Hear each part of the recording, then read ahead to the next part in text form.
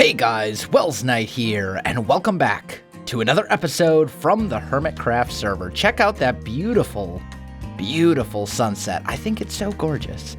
Hope you guys are having an awesome day. I am having a pretty good day. I want to apologize. I've been feeling very, very under the weather the last couple days. Just sick to my stomach and a headache, and I don't know if I'm just stressed out or if my sleep schedule's messed up or if I just caught some sort of a bug or what, but videos, it's been a couple days since we've had a Hermitcraft video, and I wanted to apologize for that.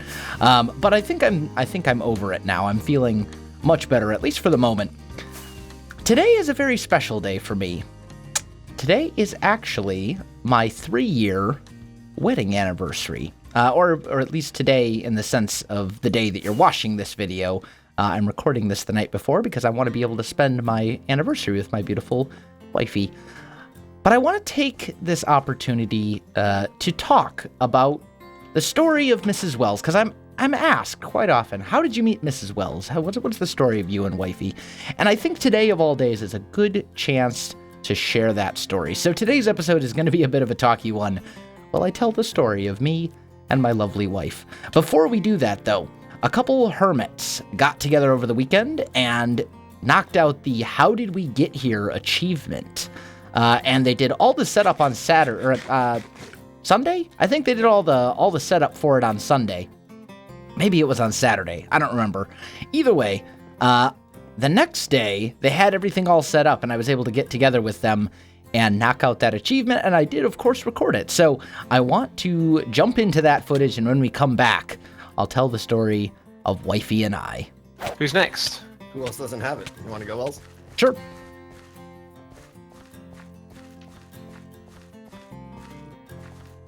You have no nameplate. Nope. What's that?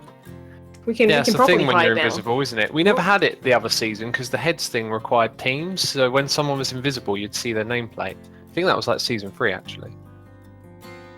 Oh, yeah. Oh, Okay, man. I forgot I changed my push to talk key.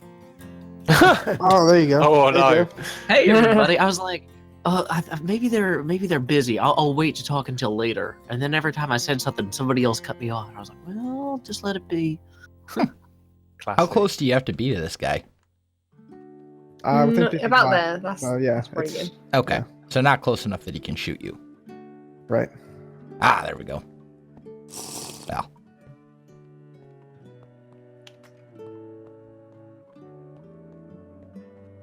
I feel like it would be a cool project to compact this in the future. Like that little island over there, just have a little structure that you can go up to and everything's neatly organized and instructions with signs. Right, Wells, you know the routine? I forget. Wait, potions? Potions. Then you go to where the shulker is, you eat your golden apple. Oh, did I get them all? You shoot Yeah, I got yourself them with it. Yeah. So in there, after you've eaten that, you get the glowing effect. all. There we go. Uh-oh. Oh, He no. teleported. Okay. You've got thorns on your armor. Clear the area. Okay, pop a Wait, fish. wait, and I've got a boat. I've got a boat. There we go. There we go. Pufferfish. Did you hit the shulker? Oh, come, hey, Wither. Wither, I do think the so. do the thing, Wither. What did I not get? Don't. Oh, yeah, you got thorns on you. You should probably It's take your off. thorns. Yeah, you need to take them off. Oh It no. was probably, if you didn't get it, it would have been speed. It would have been how long it took you to do that. Yeah, he's Hmm, going to die. Yeah. Okay. Yeah, the wither is turning red. Do you have thorns on Wither? anything else? No, Or the wither- Yeah. I do. yeah, they're both low on health. Oh, dang it. Okay. Anyone got a piston on them? I've got a piston. All right, so I'm going to I've have got a couple to. instant health too. Splash potions if you. Hang I'm on, guessing hang on, the hang on, Golgo hang on. can take them. I don't know. I'm going to heal this wither up. You got harming. Yep. All right, so that was a failed attempt. Ah, there we go. Mining Nice. fatigue. And now I run as fast as my inability to sprint will let me.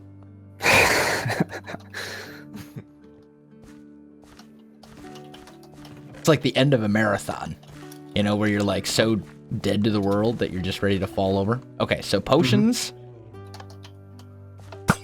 There we go. Yep. Okay. Stand here. Wrong order. Get the shulker. Shulker first. Shulker. Shulker. Shulker. Shoot. It might be the glowing effects. There we go. We lost spectral. Get the Glowing glowing. effects. There Puffer you go. fish and wither. And there's the wither Maybe.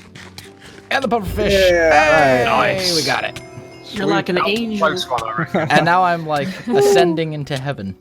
All right, guys, I am back. I hope you enjoyed the How Did We Get Here achievement. I thank you so much to Cubfan and Exuma and all the other hermits who took the time to set all that up. I got to just kind of profit off of their hard work. I didn't really have to do anything myself other than just show up and take advantage of it. But anyway, I'm going to do a little bit of strip mining here. Branch mining? I mean, beacon mining, I guess is what we would call it. Because I'm actually very low on coal, and I need to get some of that because I have some big smelting projects that I need to be doing in the near future. But as I said earlier, today is my 3-year wedding anniversary, and I'm often asked, how did you and wifey meet? Tell us the story. Every time I shouldn't say every time, but it's something that comes off very often on streams and comes up just in comments and stuff like that. And I thought that since today is my anniversary, today would be a great chance to tell that story. I mean, if your anniversary isn't the perfect time to tell a love story, what is? So let's tell the story of wifey and I. Late May, early June, somewhere around there in 2012 is when I met wifey. We had a mutual friend, and all of us were just, we all decided to go out to the bars together. Very romantic, I know. Do I not have any torches? That's going to make mining quite difficult. There we go. And, we all just went out as a group, and I knew my friend, she knew my friend, and we just kind of started talking, and we hit it off, and, we just kind of became friends at the bar. And that song, that is it Carly Rae Jepsen? That song, Call Me Maybe, that was real popular a few years back. That song came on while we were at the bar. Call Me Maybe, that was the name of it. And that song was playing, and I sang the chorus and handed her my phone, and that's how I got her number. And she laughed hysterically because it was corny and dorky and silly, but she fell for it. And I got her number. At the time, I was kind of in the process of moving to that city, actually. And it turned out that the house that I ended up renting, that I was moving into, it was practically across the street from the apartment that she was living in. So we became very close friends, and we were basically neighbors, and we ended up spending a lot of time together. We kept going out to restaurants and, stuff like that, for a couple weeks after we met. And I think about 2 weeks after we first met, was the first time that I asked her to become my girlfriend, and she turned me down. She said no. She was kind of not coming right out of a bad relationship, but she had been in a relatively bad relationship relatively recently at the time, and she wasn't really ready to start a new one. So she said no. And we kept going out on dates and stuff like that, and I kept asking her.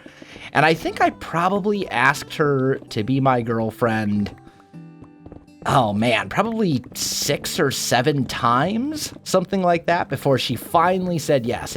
She did eventually say yes. She finally agreed, but it took a little bit of convincing. It took her a while. But we were both working full-time. We were we were both working full-time at that time. We were pretty much neighbors, so we spent a lot of time together. I mean, basically, whenever we were not working, we were together, I mean, it's pretty easy to go see your significant other when they live, across I think she was basically kitty corner from me. She was across the street pretty much. So we spent a lot of time together. And then that went on for maybe 6 months or so of us just, you know, spending time together and going on dates and, you know, all that kind of stuff. And then I decided to go back to college, to go back to university and pursue my English education degree. And then she was still working during that time, and it just kind of kept going, you know, where whenever I wasn't in class or she wasn't working, we were together. We were pretty much inseparable. So then fall of 2015, so this is like roughly a year and a half after we first started dating, give or take. Is that right? No, not fall of 2015. I'm sorry, fall of 2013. Yeah, fall of 2013. Dates are hard. Like, it's so hard to get dates right in your head sometimes. Anyway, fall of 2014. I drove her to World Dairy Expo in Madison, Wisconsin, which is like this big cow convention thing. And my wife was raised on a dairy farm, so she's still very involved with the dairy industry. That's what she does now for work. So like she does lots of things with cows. I wouldn't consider myself like a city boy, but I am not a farmer. I am many things, but a farmer isn't one of them. So like to me, cows are cows. They go moo and they produce milk. But if you start a conversation with my wife about cows, she can and will talk your ear off about it for hours on end. It's something she's very passionate about. But anyway, we went to World Dairy Expo in fall of 2014 together, and she had some family that was doing cow stuff there. Her dad and her brothers and sisters. She's the youngest of 9 children. So she has a very large family. And while we were there, I managed to kind of pull her dad aside privately when she wasn't looking, and I asked him if it would be okay for me to marry his daughter, and he said, yeah, that would be perfectly fine. So then that Christmas 2014, right? Christmas 2013. I'm trying to get the timeline right in my head. Yeah, Christmas 2013, Christmas Eve 2013. So that World Dairy Expo was 2013, which was basically like a year and a half after we had initially started dating.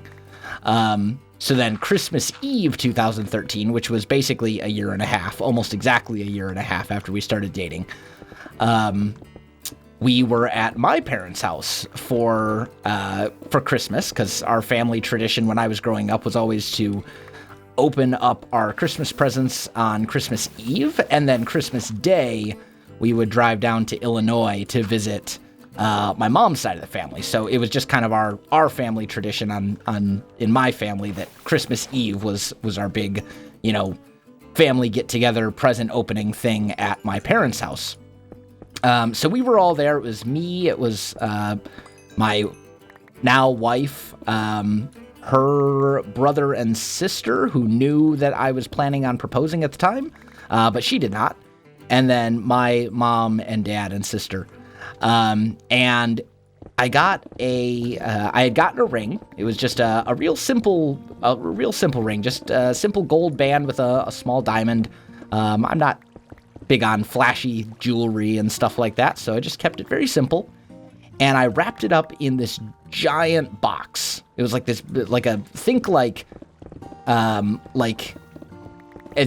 don't know, maybe big TV, right? Not like the flat screen TVs, but like the old TVs, something big, right? Big box. I think it was a furniture box of some sort, you know, some sort of like a cabinet or something like that.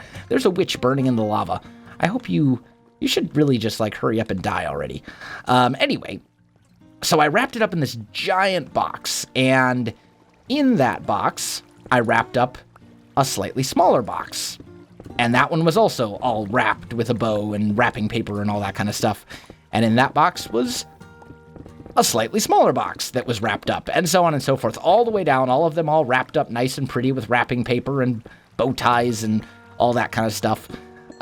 Going all the way down until we got to a box that was about the size of like a box that a light bulb would come in.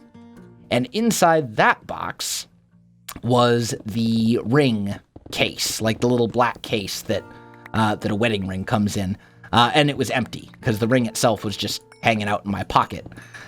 So when she got down to that last box, I dropped down on one knee and I proposed and asked her to marry me, and she cried a lot and said yes. So that was the proposal. And of course, you know, her brother and sister were cheering, and my mom and dad were all cheering and teary-eyed and stuff, and I was just happy because I tricked her into marrying me. So we planned our wedding for like 6 months after that. It was a very small wedding. Our wedding was not extravagant at all. Our wedding was very small. It was very quaint. We had maybe 50 people there altogether. It was limited to very close friends and family only. I think our entire wedding was like $2,500 or so, which I don't know if it's the same in other countries outside of the United States, but in the United States, $2,500 for a wedding is like very, very, very inexpensive. Like that's insanely inexpensive. The most expensive thing for a wedding was the rings. By far, that was like half the wedding budget.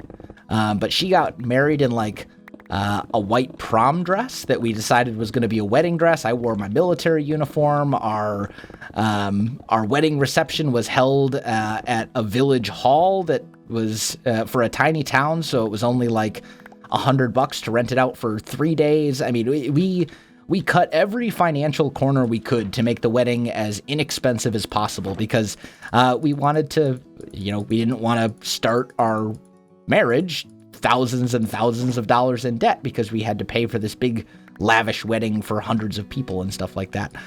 So we had a very small wedding, at least by the standards that you would think of in the United States. As I said, I don't know how it is in other countries as far as how expensive weddings are, but it was a very small wedding. It was beautiful, and we basically made all of our own decorations. My mom helped a lot with the wedding, as far as getting stuff ready and all that kind of stuff.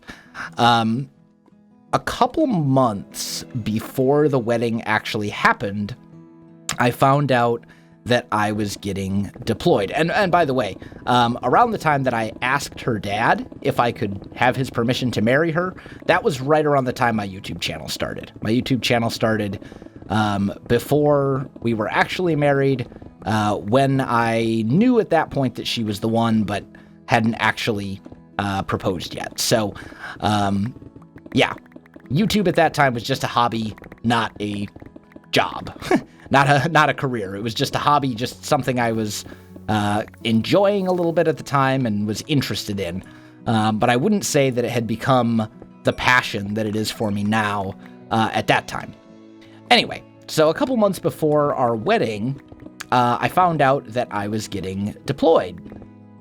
So I dropped out of college at the time to kind of prepare for that and all that kind of stuff, and to help, you know, prepare for the wedding and et cetera, et cetera. And in preparation for that deployment, one of the things I had to do was I had to go to Army Court Reporter School. So we had our wedding in June 28th, 2014 was the actual wedding date.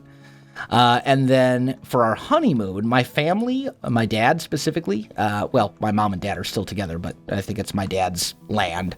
My dad owns some land out in the country, and they've got like a little cabin in the woods out there, and it's not, you know, it's just property. It's just real estate. There's no, they don't live out there or anything, but there's a little cabin out in the woods. It's kind of our vacation area, and we just, you know, I just asked my dad if we could borrow that for a weekend, and we just went out there for our honeymoon. I blew a flat tire on the way. It was the worst start to a honeymoon ever. we spent like half of the first day just trying to get out there because I blew a flat tire, and we thought we got it fixed, and then we got halfway back out to the property and found out that it was still hissing and that the patch job didn't do the trick, so then we had to go back into town, and it was a mess. But anyway, so we got out there and it was a beautiful weekend. Just the two of us. We spent the weekend just relaxing in the country, on my dad's, in my dad's cabin out in the woods. But anyway, so I knew at that point that I was getting deployed, and I went to Army Court Reporter School. Maybe, let's see, I want to say it was August of 2014, something like that. August, early August 2014, I left for Court Reporter School. So this was basically like a couple months after we had gotten married. I left and I was gone for like 2 months. And during that time, by then I had found my passion for YouTube. It wasn't just a hobby at that point. It was something that I loved doing, and that I mean, it was still a hobby. It wasn't my job yet. But it was something that I knew at that point that I was very passionate about and I really greatly enjoyed, as opposed to something that I was just trying out for fun. But anyway, I was gone for a couple months. Like, we got married and then I disappeared for a couple months. And then I got back, and we only had maybe, let's see, I got back like late September of that year. I got back, and almost as soon as I got back, I got deployed, and I moved down to Tennessee in January. We're in 2015 now. I keep saying 2014. My timeline's all messed up. Anyway, I moved down to Tennessee in January of 2016. So we got married June of 2015. I went to Court Reporter School in August of 2015. I came back. We spent a month or two together, and then I moved down to Tennessee. I found out that because of the job that I do in the military as a court reporter and paralegal, it was very unlikely that I was going to be actually going overseas at all, and I was just going to be part of what they call the rear detachment, and that it was very unlikely that I would actually go across the pond. So I spent, once I found that out, I talked with people and got all the right permissions and stuff. Hi, Creeper. Server lag? That was close. Anyway, I got all the permission from the right people and stuff for my wife to move down there. And I spent the first couple weeks during my off time looking for a house for us to live in off base. And it didn't take too long for me to find one. And she ended up moving down to Tennessee with me in February of that year. So I moved down here, and I moved down to Tennessee in January, and she moved down in February, like just maybe a month after I did. And she brought with her a U-Haul worth of stuff from our old house. Everything else is still to this day pretty much in a storage unit back in Wisconsin. And, we just kind of started our new life down here, and it wasn't too long that we fell in love with the area. The fact that it was 70 degrees in the middle of February was just mind-blowing to me, because that's unheard of in Wisconsin. In February in Wisconsin, it's usually 30 below zero. That's in Fahrenheit, by the way, for all of you non-Americans. And, it was the area that we live in Tennessee is very similar to the area that we used to live in Wisconsin, as far as, like the way that the way the countryside looks and all that kind of stuff, the number of people, etc. But it's also, the weather is just so much nicer. We're closer to like Nashville, major airports, and there's just a lot of benefits to Tennessee, and we fell in love with the area, and now 3 years after we got married, here we are, living in Tennessee. Still Wisconsinites by heart, but but living in Tennessee and loving it here. And it's interesting, the whole thing with wifey. I mean, three years, basically 5 years together, 3 years actually married, and it's amazing how fast time flies. Like, I remember, like it was yesterday, asking her out for the first time and getting rejected. And then, saying, okay, no problem.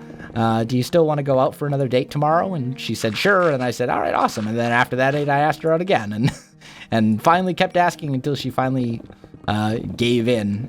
She finally caved in and said yes. I remember that like it was yesterday. You know, it's amazing how time flies. But Wifey and I are an interesting pair. It's interesting how we work because we are opposites in so many different ways. The way that we think about things entirely differently. She is a meticulous planner. She'll make lists of everything. You know, she probably has in fact, I know she has a list right now somewhere in this house going over details, prices, pros and cons, etc. for a house, for buying a house in the area we live. We have talked about buying a house, and we're not going to buy a house for probably another 2 or 3 years. But she still has this list, and she's still probably updating the list whenever she thinks of something new to add on to it. That's just the way my wife is. She plans things out meticulously. I, on the other hand, am the total opposite. I make stuff up as I go. I wing it. And I hate planning, and I hate making lists. We just, no. I prefer to make things up on the spot. I prefer to not plan ahead, and I prefer to just kind of go with the flow. That's the way I am. You know, she worries about things a lot more than I do. She will worry about absolutely everything she can possibly worry about. And I, on the other hand, if it's not something that is within the realm of my control, I don't spend any time whatsoever worrying about it. You know, she'll say, hey, we need to do this. We need to do this, and this. And I'll say, it can wait. We'll figure it out later. It drives her crazy. Because she'll be trying to tell me that we need to do something 6 months down the road. And I'm like, yeah, tell me in remind me in 5.5 months and 2 weeks. You know, we're complete opposites in that way, the way that we think about things. But I think the reason it works is because we balance each other out. You know, I am many things, but I am not perfect by any stretch of the imagination. I am not at all perfect. I have my flaws just like everybody does, and as does she. But our respective strengths and weaknesses balance each other out. Things that she is very good at are things that I'm not good at, and things that she is bad at are things that I'm good at. You know, she's not good at managing stress and not worrying about things, whereas I'm someone who works very well under stress. In fact, I feel most comfortable when I'm working in an environment that is stressful. That's when I'm most in my element. So we balance each other out in that way. She is, without a doubt, the responsible one. She's the adult in our relationship. I'm just the child that wants to play video games all day. Okay, that's not entirely true, but there's some truth to it. She's without a doubt the responsible one. She's the one that makes sure that she's the adult in our relationship. I'm the impulsive one that likes to do my own thing and, worry about the consequences of it later.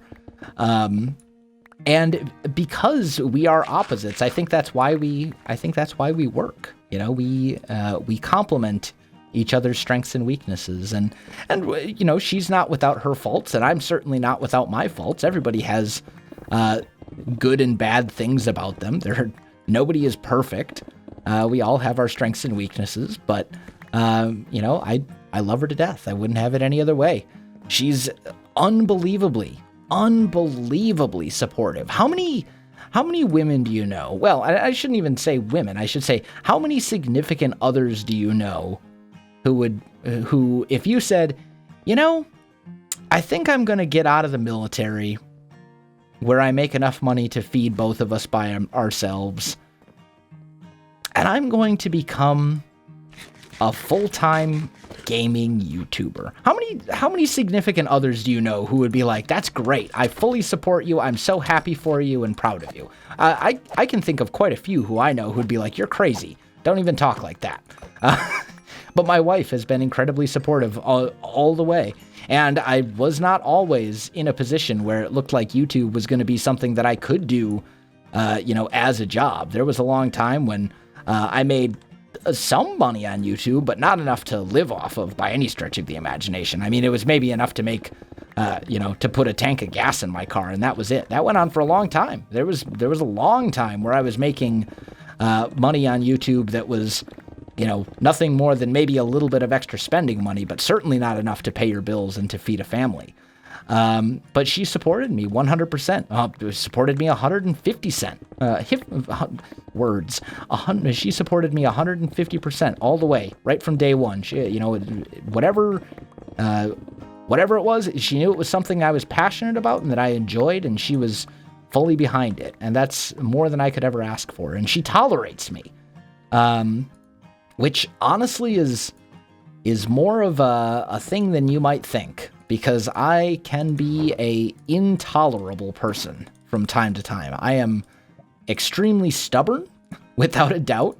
I am one of those people who I take charge of a situation, and I like to be the one in charge of a situation, and I don't always like listening to what other people have to say about that situation. And I get tunnel vision about things. Like I'm, as I said, I'm not without my faults.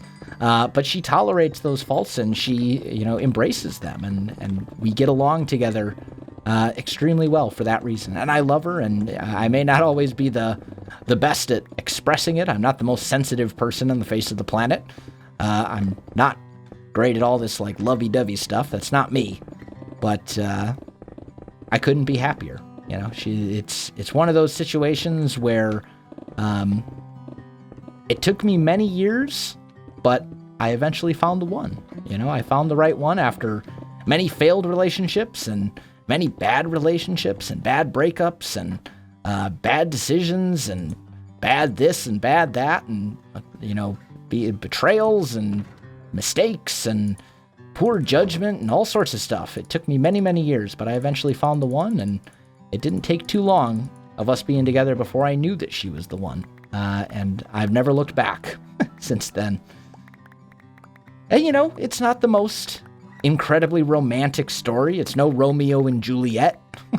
It's no, what's that movie with the old man? The Notebook? Is that the one about the old man who his wife has, like Alzheimer's or something, and he reads her the story of their relationship until she remembers him for a couple minutes. And it's no beautiful love story. I don't think anyone's going to be writing a book about our romance. But it's my story, and it's my wife's story. It's our story, and it's a story that's important to me and that means a lot to me. And, it's still a better love story than Twilight. But guys, that is all that I have time for in today's episode. I hope you enjoyed story time. If you get the chance, jump on Twitter, tweet at Mrs. Welsknight, and wish her a happy anniversary. Because it's a very special day for both of us. It only comes once a year. And by the time you watch this video, I will be busy spending time with her. So, at Mrs._Welsknight to send her a tweet. Guys, if you enjoyed this video, you know what to do. Links in the description below, so check that out as well. Otherwise, guys, thanks for watching, and I'll definitely see you next time.